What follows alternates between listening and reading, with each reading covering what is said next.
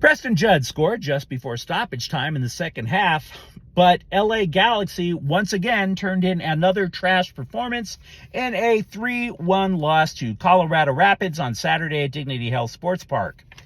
Hi, I'm James the Faithful Angelino Sports with a rapid recap of Galaxy soccer. If you enjoyed talking about the 5-time MLS Cup champs, don't forget to subscribe to the channel. We talk LA Galaxy soccer here, good times and bad. Now, to say that the Galaxy have reached a new low is not accurate.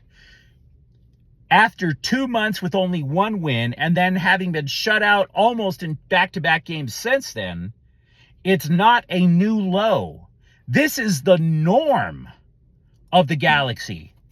Can you tell me how they're going to pull themselves out? Because otherwise, it's not a new low. It is, in fact, the norm. The Galaxy right now have fallen to 1-6-3. They have but 6 points. They are only 3 points out of having the worst record in MLS. If Sporting Kansas City finds a way to beat Seattle tomorrow, Sporting Kansas City will tie the Galaxy for having the fewest points in the league. LA Galaxy have the second fewest goals in the league. They have 8. There is not one player on the Galaxy with more than 1 goal. Not one. Judd scored his first.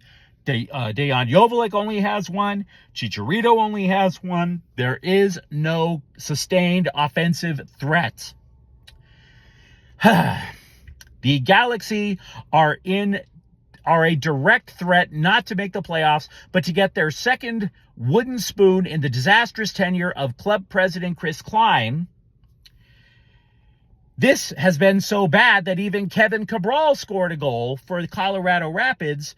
Cabral, who was once one of the most notorious designated player signings in Galaxy history, the Galaxy wanted him out so bad that they paid Colorado to take him off their hands.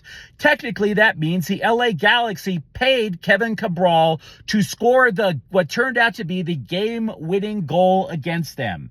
And, oh, by the way, Angel City Brigade ended its boycott as part of the Klein Out movement, where all supporters groups decided to abandon LA Galaxy home matches, and the Angel City Brigade returns to see with their own eyes the slop that Chris Klein has yet again created. Unbelievable. Unbelievable. Lalas Abubakar scored the first goal for Colorado in the 14th minute. Typical poor defending on set pieces from the Galaxy. Jonathan Klinman mistimed his punch as the goalie coming off the line. Abubakar out-muscled Caligari for the corner kick, puts it in the back of the net. Cabral scored the goal in the second half on a 2-1 counterattack. Both Rapids goals in the second half came as a result of a counterattack. Why was a counterattack available? Because the Galaxy like to keep possession. They like to slowly press upfield. Doing so leaves their backline exposed. Cabral scored on a 2-1 counterattack and celebrated in front of the Angel City Brigade. Can't say that I blame him. Cannot say that I blame him. Jonathan Lewis scored the third goal for Colorado. By the way, Connor Ronan assisted on all 3 goals for Colorado. The Galaxy are an absolute dumpster fire. There are certain people who are on Twitter right now who are demanding the dismissal of manager Greg Vanney. And I can't blame you guys for saying that. But having said that, I ask you, what manager is going to take this job? What manager is going to take this job? Why would you? Why? Because the team president would be the one who would make the final decision on who gets hired. The team president, Chris Klein, said that he would step aside at the end of the year if certain goals aren't met. Well, if Klein is out, that means whoever takes over for Greg Vanney only has about half, 2/3 of the season to turn this thing around. What kind of job security is that? It isn't. So there's no point in firing Greg Vanney as long as Chris Klein is still pulling the strings. The Galaxy right now have no answers. Their only solution is for the Anschutz Entertainment Group to admit that this isn't working and to clean house. But they're not going to do it. At least they haven't shown any inclination to do it so far.